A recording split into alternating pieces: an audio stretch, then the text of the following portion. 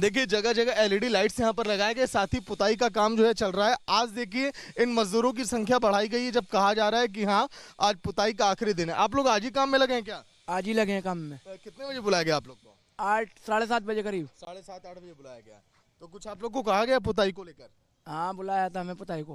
बोला गया जल्दी से जल्दी किया जाए। हाँ तो देखिए जो मजदूर आज काम में लगाए गए आखिरी दिन, इनसे भी कहा गया कि जल्दी से जल्दी पुताई का काम आप लोग शुरू करें। आज इनकी संख्या बढ़ाई गई है, लेकिन अभी ऊपरी हिस्सा देखिए जहां पर पुताई का काम चल रहा था, लेकिन अभी इधर का देखिए हिस्सा पूरा हो चुका है।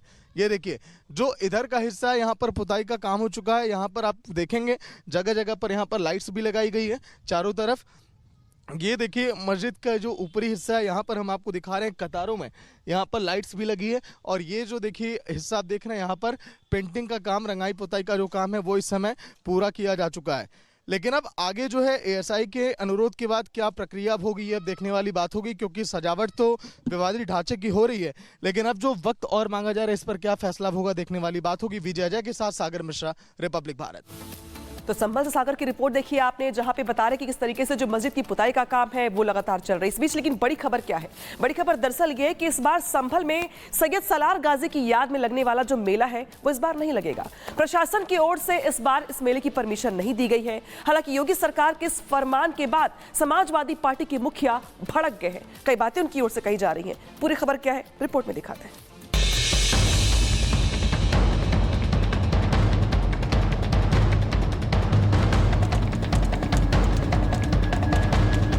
संभल में विवाद थमने का नाम नहीं ले रहा है। विवादित ढांचे के सर्वे से शुरू हुआ बवाल रमजान और होली से होता हुआ नेजा मेला तक जा पहुंचा है।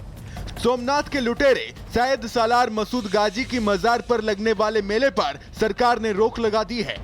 तो लुटेरे की याद में बिल्कुल नेजा नहीं गड़ेगा। अगर गड़ा तो राष्ट्रद्रोही हैं आप। अगर इस देश के हैं, आप भी कह रहे हैं सोमनाथ को लूटा था, लुटेरे की याद में कैसे आप बना सकते हैं? बिल्कुल नहीं बनाएंगे, बिल्कुल कह रहा हूँ, बिल्कुल नहीं होगा। जिसने इस देश को लूटा था उसकी याद में कोई नेजा मेला आयोजित नहीं होगा।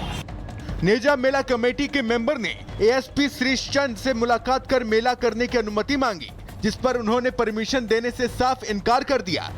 मेले पर रोक लगाई गई है क्योंकि यह नेजा मेला अब्दुल सलार गाजी की स्मृति में मनाया जाता रहा है। ऐसे क्रूर लुटेरे एवं हत्यारे की स्मृति में इस तरह के मेले का आयोजन किया जाना उचित नहीं है तथा यह एक कुरीति है जो काफ़ी वर्षों से चली आ रही थी। इन तथ्यों को दृष्टि रखते हुए और कानून व्यवस्था को दृष्टि रखते हुए इस पर रोक लगाई गई है। संभल का सहबाजपुरा खुर्द वो इलाका है जहां मुस्लिम संगठन नेजा मेला से पहले झंडा लगाते हैं, लेकिन आज उस जगह को पुलिस की मौजूदगी में न सिर्फ बंद कर दिया गया बल्कि पुलिस फोर्स की भी भारी तैनाती भी कर दी गई। तो फिलहाल देखिए संभल में नेजा मेला पर ब्रेक के बाद इस समय जगह जगह पर पुलिस बल की तैनाती की गई है। आप देखिए किस तरह से पेट्रोलिंग यहाँ पर की जा रही है और इस समय जो है संभल की हर एक गलियों में फ्लैग मार्च किया जा रहा है पुलिस की तरफ से, क्योंकि नेजा मेला पर ब्रेक लगने के बाद कहीं कोई जो है असामाजिक तत्व ये कदम ना उठाए, ढाल न गाड़े, क्योंकि अगर हम बात करें इस पर प्रशासन की तरफ से पूरी तरह से ब्रेक लगा दिया गया है। सर क्या कुछ तैयारी, फोर्स को लेकर कितना डिप्लॉयमेंट आज के दिन? फोर्स पूरी तरह सतर्क है, परात फोर्स लगाई गई है और कहीं भी इस तरह का अवैध कृत्य अभी तक नहीं किया जा रहा है और लोगों ने भी इस पर सहमति दी है कि अभी इस पर कोई ढाल नहीं गाड़ी जाएगी और पूरी तरह शांति है। पूरी तरह शांति। कितनी जगह पे ढाल ये लोग गाड़ते थे? और क्योंकि एक हफ्ते के बाद मेला की देखिए शुरुआत होती थी, यार ढाल गाड़ने की परंपरा थी इनकी। मुख्यतः यह ढाल यहीं गाड़ी जाती थी जहाँ हम अभी उपस्थित हैं और इस ढाल के गाड़ने के साथ ही उत्सव मनाते थे जो कि अवैध कृत्य था, एक गलत परंपरा थी। इसे उन्हें अवगत कराया गया है और अभी तक कोई भी ऐसा कार्य नहीं किया जा रहा। एक तरफ प्रशासन ने मेले पर रोक लगाई तो दूसरी तरफ इस पर राजनीति भी शुरू हो गई। सपा अध्यक्ष अखिलेश यादव ने बीजेपी पर भाईचारे को खत्म करने का आरोप लगाया। भारतीय जनता पार्टी हर मिली जुली संस्कृति, हर भाईचारे को और जो हमारे आपस के एक दूसरे के सम्मान करने का तरीका, जो रहने का तरीका है, जहां पर हम एक दूसरे से मिलते हैं, ये मेले क्या होते हैं जहां हम सब धर्म जाति के लोगों को मिलते हैं। अगर वो कुंभ की तारीफ कर सकते हैं तो किसी मेले और की तारीफ क्यों नहीं कर सकते? अब ऐसे में विपक्ष से बीजेपी सवाल कर रही है कि आखिर सनातनी त्योहारों से परेशानी और लुटेरे से अपनापन क्यों है? क्यों विपक्ष बार बार आक्रांताओं के साथ खड़ा नजर आता है? क्या ये वोट बैंक की सियासत है या फिर अपनी खिसकी जमीन को बचाने की कोशिश? Bureau report, Republic Bharat. और इस बीच अगली बड़ी खबर, उमर अब्दुल्ला के एमएलए की पाकिस्तान से बातचीत की मांग। नेशनल कॉन्फ्रेंस विधायक मोहम्मद अली सागर ने कहा कि पाकिस्तान की तारीफ की तरफदारी करते हुए कि पाकिस्तान के बिना कश्मीर में शांति संभव नहीं, केंद्र सरकार करे पाकिस्तान से बातचीत। ये बड़ी खबर आपको बता रहे हैं।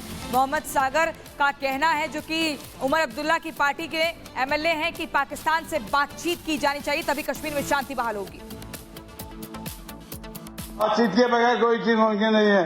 आपने भी कहा कि हमारे वाजपेयी जी ने बातचीत की, हमारे मोदी साहब भी गए शरीफ नवाज से मिलने। लिहाजा मैं कहता हूँ वही एक रास्ता है। आप लाख चीज को पुकारो, जो हमारे कायद डॉक्टर फारूक ने आपको तजवीज दी है उसे अमल करो।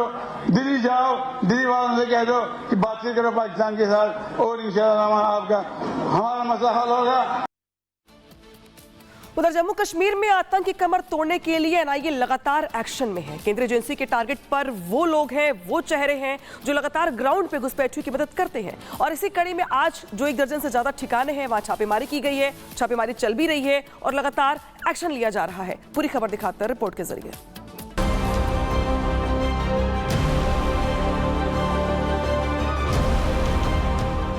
घुसपैठ और टेरर कनेक्शन को लेकर जम्मू कश्मीर में कई ठिकानों पर एनआईए ने छापेमारी की। बुधवार की सुबह जब राज्य के अधिकतर लोग अपने रोजमर्रा के कामकाज शुरू करने की तैयारी कर रहे थे, उसी समय राज्य में करीब 1 दर्जन ठिकानों पर एनआईए की टीम ने छापेमारी की। बताया जा रहा है कि सेंट्रल एजेंसी के रडार पर पाकिस्तान से घुसपैठ करने वालों की मदद करने वाला कॉकस था, जिसका भंडाफोड़ करने के लिए एजेंसी ने ऑपरेशन चलाया। जानकारी के मुताबिक एनआईए ने मुख्यतः जम्मू क्षेत्र में सर्च ऑपरेशन चलाया। करीब 1 दर्जन ठिकानों पर एनआईए ने छापेमारी की।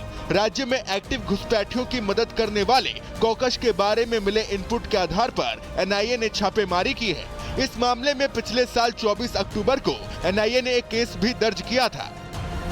बताया जा रहा है कि इस केस के सिलसिले में बुधवार को एक बार फिर से जम्मू कश्मीर में एनआईए ने छापेमारी अभियान चलाया। राष्ट्रीय जांच एजेंसी की तरफ से जम्मू में जो है 10 से ज्यादा जगहों पर रेड जारी है। इस वक्त हम एक रेड लोकेशन पर मौजूद हैं जो कि जम्मू सिटी के हार्ट में है। लगातार इस वक्त राष्ट्रीय जांच एजेंसी की टीम्स यहां पर रेड कर रही हैं। आपको बता दें कि 24 अक्टूबर 2024 को दर्ज हुए मामले में ये रेड्स राष्ट्रीय जांच एजेंसी की तरफ से की जा रही हैं। इस मामले में पहले भी 2 बार जो है एनआईए की टीम्स जम्मू कश्मीर में रेड कर चुकी हैं। इस बार सिर्फ जम्मू जिले में जो है रेड्स की जा रही है। ये जो केस है इसमें 2 मामले जुड़े हुए हैं। एक मामला है जो पाकिस्तान से आतंकी अंतर्राष्ट्रीय सीमा से घुसपैठ कर आए, और दूसरा है कि पाकिस्तान से जो आतंकी लाइन ऑफ कंट्रोल यानी कि नियंत्रण रेखा से घुसपैठ कर भारतीय सरजमी पर पहुंचे। 370 हटने के साथ ही जम्मू कश्मीर में आतंक की कमर टूट गई थी, लेकिन शांति के दुश्मन पाकिस्तान को राज्य की खुशहाली से हमेशा बैर रहा है। इसीलिए पाकिस्तान और उसकी खुफिया एजेंसी आईएसआई अब घुसपैठियों को भारत में भेजने के लिए नया टेरर मॉड्यूल बनाने की कोशिश कर रहा है। सूत्रों का दावा है कि जम्मू कश्मीर में पाकिस्तान की तरफ